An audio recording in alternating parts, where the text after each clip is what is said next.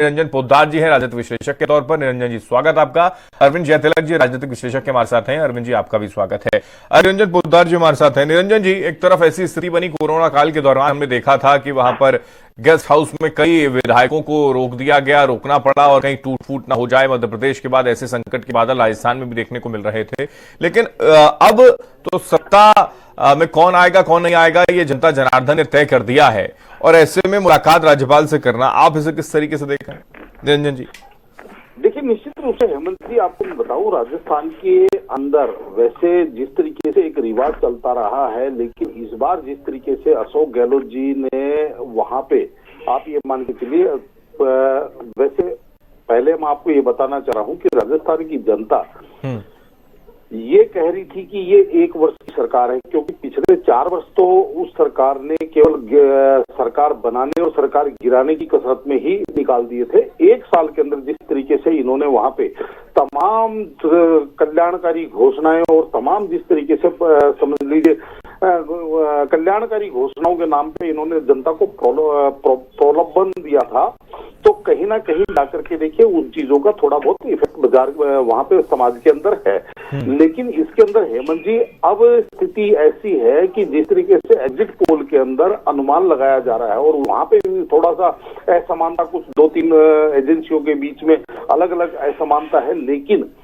तो अब ऐसा लग रहा है कि जो भी पार्टी चुनाव जीतेगी, बड़ी कांटे की फाइट आएगी और ये होगा,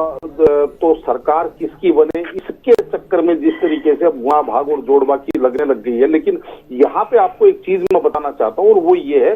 कि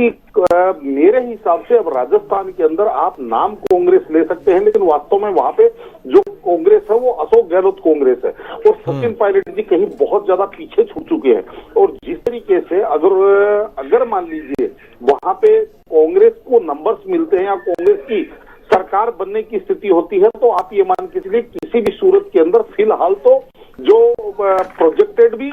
और सेलेक्टेड भी अशोक गहलोत जी ही मुख्यमंत्री नजर आ रहे हैं। उसका कारण ये है, आप एक चीज समझिए हेमंत जी, कि वर्तमान राष्ट्रीय अध्यक्ष मल्लिकार्जुन खड़गे जी 5 सितंबर 2022 को जब राजस्थान गए थे ऑब्जर्वर बन करके, साथ में उपाध्यक्ष अजय माकन जी भी थे, वहां पे उन्होंने एक विधायक दल की मीटिंग बुलाई, और उनके पैरेलल एक तरह का आप ये मान के चलिए अनुशासनहीनता करके या विद्रोह करके एक पैरेलल और मीटिंग बुलाई। वो अशोक गहलोत जी के जो बहुत विश्वस्त शांति धारीवाल जी के यहाँ 92 विधायक इकट्ठे हुए, और इनकी मीटिंग में मात्र 11 विधायक, यानी कि एक तरह का केंद्र को इन्होंने धक्का बताया, और उसके बाद में उन्होंने कहा कि हम अनुशासनात्मक कार्रवाई करेंगे। और